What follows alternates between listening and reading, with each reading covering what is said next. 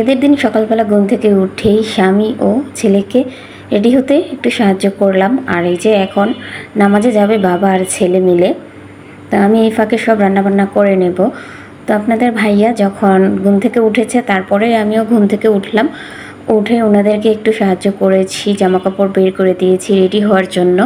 আর এই যে এখন চলে যাবে, তো আমাদেরকে কিন্তু বাহির দিয়ে লাগিয়ে রেখে যাচ্ছে। আর যতটা পর্যন্ত আপনাদের ভাইয়া যাচ্ছিল রাস্তার দিকে কিন্তু তাকিয়েছিলাম, যতটা পর্যন্ত না দেখা যাচ্ছে যে আড়াল হচ্ছিল ততটাক্ষণই আমি বারান্দা দিয়ে তাকিয়েছিলাম।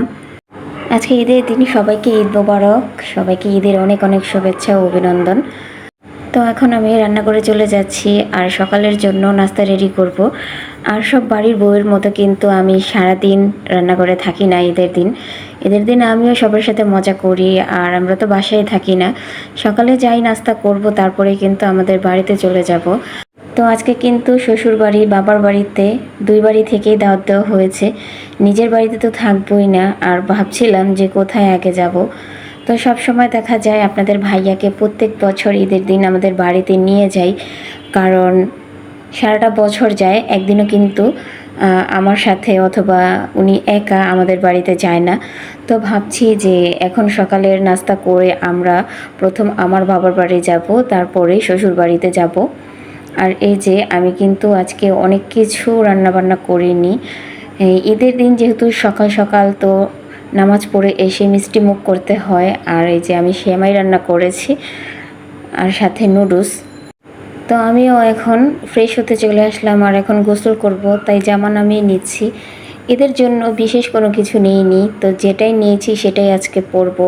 আর যেহেতু ঈদের দিন তাই কিন্তু নতুন ড্রেস পরবো।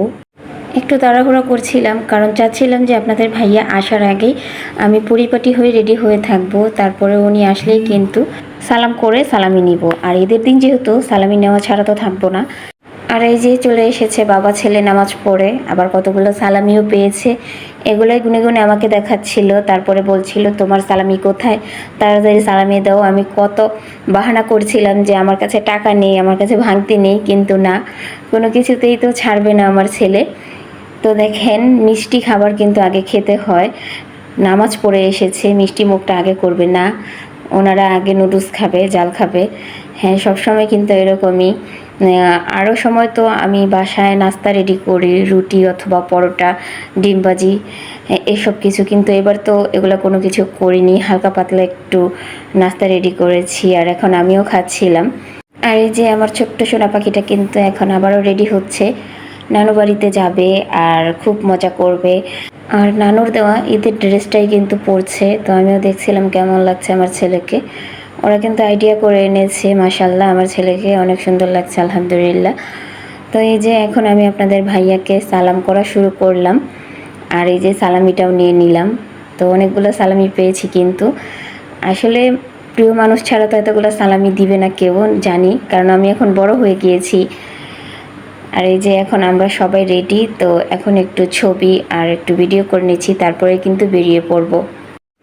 আর এই তো যাওয়ার আগে কিন্তু মিষ্টি নিয়ে নিচ্ছি, জামাই যাবে শ্বশুর বাড়িতে, মিষ্টি তো নিতেই হবে। তো এখান থেকে মিষ্টি, দই আর রসমালাই নিলাম। আপনাদের ভাইয়া আরও কিছু নিতে চেয়েছিল, আরও মিষ্টি নিতে চেয়েছিল, কিন্তু আমি না করলাম যে না, এত মিষ্টি নেওয়ার দরকার নেই, কারণ খাওয়ার মতো কেউ নেই, তাই এত কিছু নেইনি, কম করে নিলাম। আর ওই যে আমাদের ওইখানে সিএনজিটা দাঁড়ানো ছিল, আর এখন আমরা সরাসরি কিন্তু আমাদের বাড়িতে চলে আসলাম।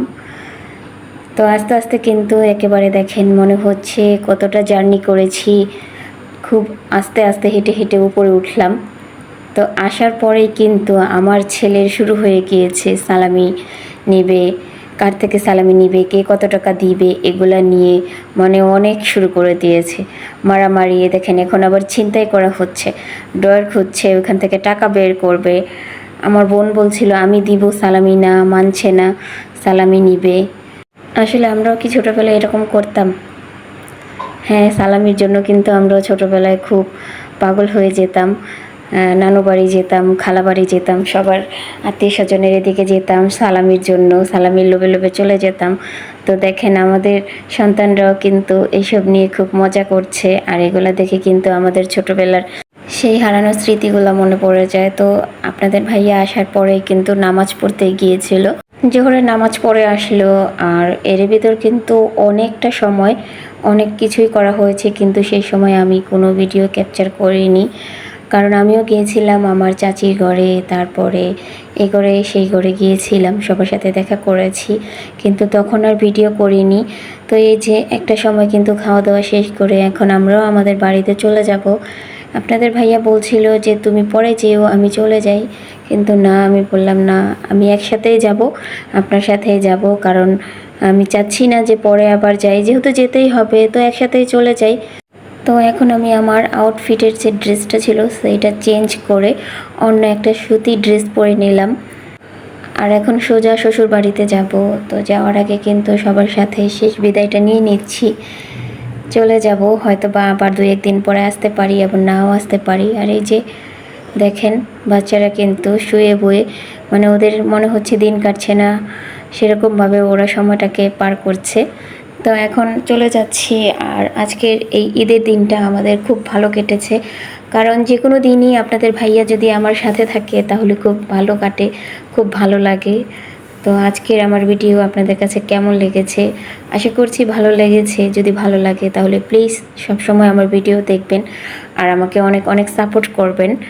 তো এই যে বাসায় চলে আসার পরে কিন্তু আমি আমার শ্বশুর বাড়িতেই গিয়েছিলাম, তো সেইখানেও অনেক সময় পার করেছি, আবার ওনাদের এখানে রাতের খাবারও খেয়েছি। তারপরে কিন্তু আমাদের বাড়িতে এসে আমি বিশ্রাম নিয়েছিলাম। আবার অনেকটা সময় পরে আপনাদের ভাইয়া আমার ছেলেকে নিয়ে বেলি রোড গিয়েছিল ঘুরতে, কারণ সব সময় কিন্তু ঈদের দিন সবাই যাই আমরা একটু ঘোরার জন্য, কিন্তু এবার আমি আর নাফি কোথাও যাইনি, কারণ ভালো লাগছিল না, তাই বাসায় এসে একটু বিশ্রাম নিলাম। তো আমাদের জন্য কিন্তু আবার খাবার নিয়ে এসেছে, বার্গার, কফি, কেক এগুলো নিয়ে এসেছে। তো আজকের মতো আমার ভিডিওটা এখানেই শেষ করছি। আল্লাহ হাফেজ।